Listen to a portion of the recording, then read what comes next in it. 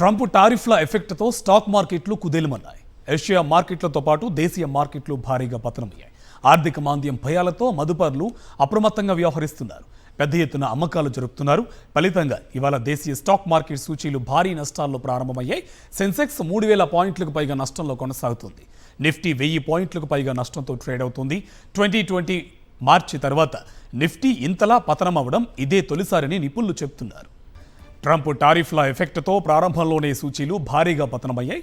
America అధ్యక్షుడు Trump ప్రకటించిన టారిఫ్లతో అంతర్జాతీయంగా వాణిజ్య యుద్ధ భయాందోళనలు పెరిగి మార్కెట్ సెంటిమెంట్ ప్రతికూలంగా ఉంది. ఇక ఈ వారం కూడా ఈ ప్రభావం మార్కెట్లపై తీవ్రంగానే పడింది. దాంతో ప్రీ ట్రేడింగ్లో సెన్సెక్స్ 4000 పాయింట్ల వరకు పడిపోయింది. అటు ఏషియా మార్కెట్లు భారీ నష్టాల్లో ట్రేడ్ అవుతున్నాయి. 2008 తర్వాత ఏషియా మార్కెట్లు ఈ స్థాయి నష్టాల్లో చవిచూస్తున్నాయి. జపాన్ నిక్కీ ఒక దశలో 8% వరకు పతనమైంది. ప్రస్తుతం 6% నష్టంతో ట్రేడ్ అవుతుంది.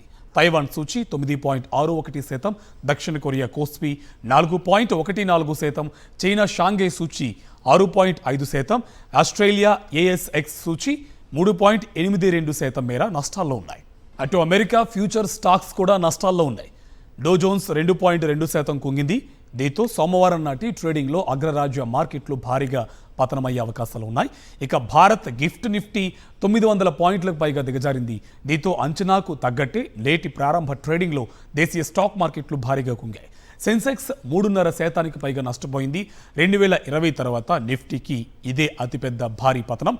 ఇక నిఫ్టీలో నమోదిత కంపెనీల మార్కెట్ విలువ ఏకంగా 20 లక్షల కోట్ల రూపాయల మేర ఆవిరైపోయింది.